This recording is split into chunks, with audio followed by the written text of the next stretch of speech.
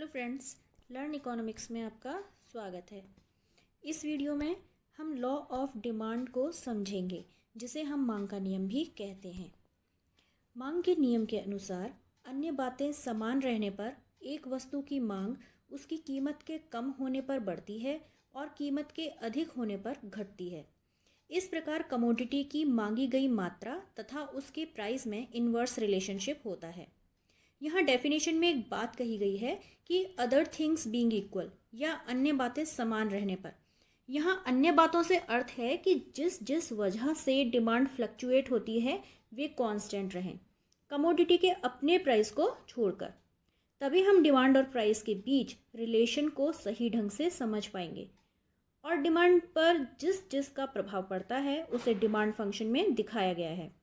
dx equal to function of px, pr, y, t, e, p means size and composition of population, yd यानी distribution of income, और s season and weather. इसे मैंने अपने previous video में बहुत अच्छे से एक्सप्लेन किया है, जिसका लिंक मैंने अपने डिस्क्रिप्शन बॉक्स में दिया है। आप इसे वहाँ से समझ सकते हैं। फ्रेंड्स, अगर अभी तक आपने मेरे चैनल को सब्सक्राइब नहीं किया है तो please subscribe my channel. Next हम बात करते हैं अजम्पशंस की। नंबर 1 है there should be no change in the price of related goods. कि लॉ ऑफ डिमांड के अनुसार हम ये मानकर चलते हैं कि कमोडिटी के अपने प्राइस px को छोड़कर डिमांड के सभी डिटर्मिनेंट्स में कोई चेंज नहीं होता। मीन्स रिलेटेड गुड के प्राइस में कोई चेंज नहीं होना चाहिए। रिलेटेड गुड्स यानी substitute goods and complementary goods की कीमत में कोई बदलाव नहीं होना चाहिए। नंबर 2, कंज्यूमर की इनकम में कोई परिवर्तन नहीं होना चाहिए। नंबर 3, कंज्यूमर के टेस्ट एंड प्रेफरेंसेस में भी कोई परिवर्तन नहीं होना चाहिए। नंबर 4, कंज्यूमर को फ्यूचर में वस्तु की कीमत में किसी भी बदलाव की उम्मीद नहीं है। मीन्स फ्यूचर में कमोडिटी के प्राइस घटने या बढ़ने की कोई उम्मीद नहीं है। नंबर 5, पॉपुलेशन के साइज एंड कंपोजिशन में भी कोई चेंज नहीं होता। प्राइस एंड डिमांड के रिलेशन को हम डिमांड शेड्यूल एंड डायग्राम की मदद से समझ सकते हैं। शेड्यूल से स्पष्ट है कि कमोडिटी के प्राइस डिक्रीज होने पर क्वांटिटी डिमांडेड इंक्रीज हो रही है, और जब प्राइस डिक्रीज होकर 10 से 9 रुपीज़ हो जाता है तो डिमांड इंक्रीज हो जाती है। तो जैसे जैसे प्राइस कम होता जाएगा क्वांटिटी डिमांडेड भी बढ़ती जाएगी। This shows that quantity demanded and price of that commodity has inverse relationship. Demand curve downward sloping होता है।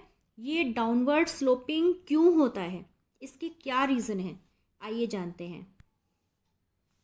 Number 1, law of diminishing marginal utility, अर्थात घटती हुई सीमांत उपयोगिता का नियम लागू होना। कोई भी कंज्यूमर किसी भी वस्तु को तभी खरीदता है जब उसके लिए उसकी उपयोगिता हो या यूटिलिटी हो। अतः जैसे जैसे कंज्यूमर एक निश्चित समय में प्रत्येक अगली इकाई का उपभोग करता जाता है, उसके लिए उस वस्तु की प्रत्येक अगली इकाई से मिलने वाली यूटिलिटी या उपयोगिता भी घटती जाती है। इस प्रकार law of diminishing marginal utility से अर्थ है कि जैसे जैसे हम वस्तु की अधिक से अधिक यूनिट को परचेज करते जाते हैं, उसकी मार्जिनल यूटिलिटी भी सीमांत उपयोगिता घटती जाती है, और इसलिए उपभोक्ता प्रत्येक अगली यूनिट को परचेज करने के लिए प्रीवियस यूनिट से कम प्राइस पे करेगा, और वो उस बिंदु तक खरीदेगा जहां उसकी सीमांत उपयोगिता वस्तु की कीमत के बराबर ना हो जाए। Thus price equal to marginal utility. Next है इनकम इफेक्ट या आय प्रभाव। इनकम इफेक्ट से तात्पर्य किसी व्यक्ति की रियल इनकम में होने वाले चेंज से है, जो किसी वस्तु की कीमत में परिवर्तन के कारण होता है। रियल इनकम मीन्स कि कोई भी उपभोक्ता अपनी दी हुई मनी इनकम से किसी भी वस्तु और सेवाओं की कितनी मात्रा खरीद सकता है। अतः जब किसी वस्तु की कीमत गिर जाती है तो रियल इनकम इंक्रीज हो जाती है, और जब कीमत बढ़ जाती है तो रियल इनकम कम हो जाती है। इसे हम एक एग्जांपल से समझ सकते हैं। सपोज किसी उपभोक्ता की इनकम 100 रुपीज़ पर डे है और वो सेब खरीदना चाहता है जिसकी कीमत 100 रुपीज़ पर केजी है, मीन्स वो अपनी मनी इनकम से 1 किलो सेब खरीद सकता है। अब यदि सेब की कीमत कम होकर 80 रुपीज़ पर केजी हो जाती है तो उसकी रियल इनकम इंक्रीज हो जाती है, यानी अब वह 20 रुपीज़ की बचत कर रहा है और वो इन 20 रुपीज़ को और अधिक सेब लेने के लिए खर्च कर सकता है। इस प्रकार स्पष्ट है कि वस्तु की कीमत कम होने पर रियल इनकम बढ़ जाती है, जिससे डिमांड भी बढ़ जाती है। Number 3, substitution effect. Substitute goods वे गुड्स होती हैं जिसे हम किसी वस्तु के स्थान पर यूज़ कर सकते हैं, जैसे T and coffee, Pepsi and Coke. ये गुड्स एक दूसरे की सब्स्टिट्यूट हैं।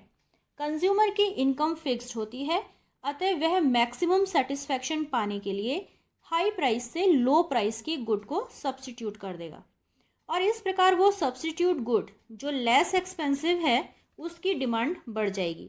जैसे टी एंड कॉफ़ी एक दूसरे के सब्स्टिट्यूट हैं। अब यदि टी के प्राइस जो हैं वो कॉफ़ी से कम हो जाते हैं तो उसके प्राइस में कमी के कारण टी की डिमांड बढ़ जाती है। नंबर 4 है साइज ऑफ कंज्यूमर ग्रुप।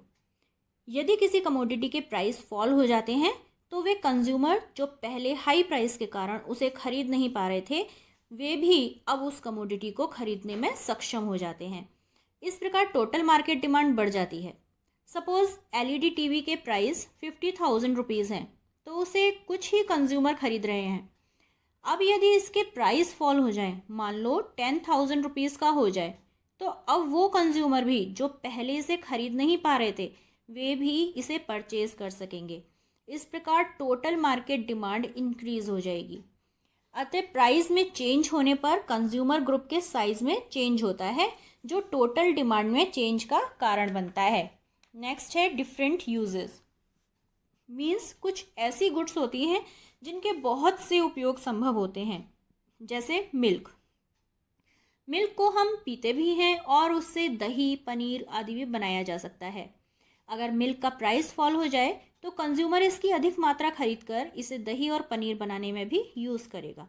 अतः जिन कमोडिटी के ऑल्टरनेटिव यूजेस होते हैं उनके प्राइस फॉल होने पर डिमांड इंक्रीज हो जाती है। नेक्स्ट है exceptions to the law of demand. Exceptions to the law of demand यानी लॉ ऑफ डिमांड के कुछ एक्सेप्शंस भी हैं। मीन्स कुछ ऐसी कमोडिटीज़ होती हैं जिनके प्राइस राइज होने पर डिमांड इंक्रीज होती है और प्राइस फॉल होने पर डिमांड भी डिक्रीज होती है। ऐसी कमोडिटीज़ का डिमांड कर्व का स्लोप लेफ़्ट टू राइट ऊपर की ओर उठता हुआ होता है। डायग्राम में डी डिमांड कर्व है जिसका स्लोप पॉजिटिव है, यानी प्राइस बढ़ने पर डिमांड भी इंक्रीज होगी। ऐसे कौन से कारण हैं जिसकी वजह से इसका स्लोप पॉजिटिव होता है, ये आइए समझते हैं। नंबर 1 है आर्टिकल्स ऑफ डिस्टिंक्शन और वेबलिन गुड्स। इसकी व्याख्या अमेरिकन इकोनॉमिस्ट टी वेबलिन ने की थी, जिसकी वजह से इन गुड्स को वेबलिन गुड्स कहते हैं।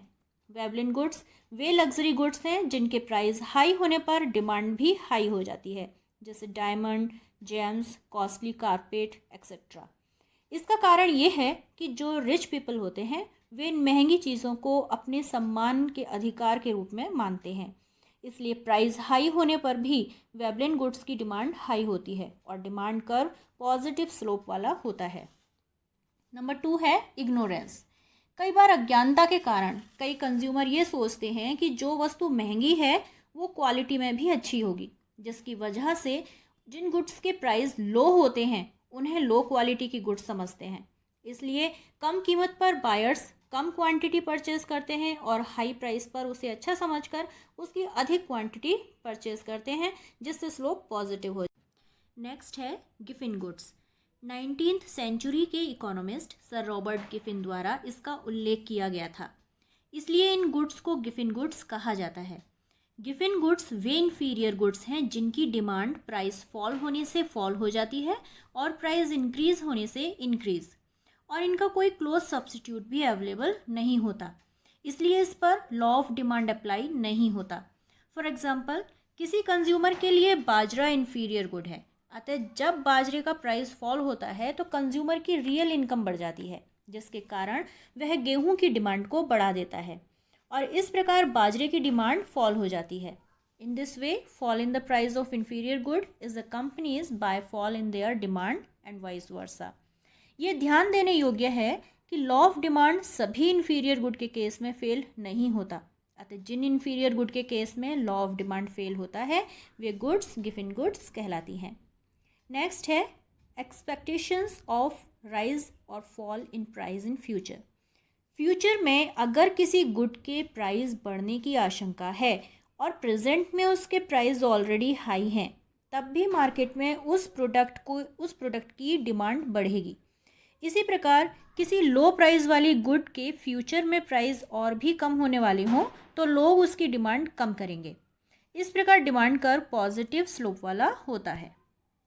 So friends, thank you so much. Please subscribe my channel and hit the bell icon for new notifications.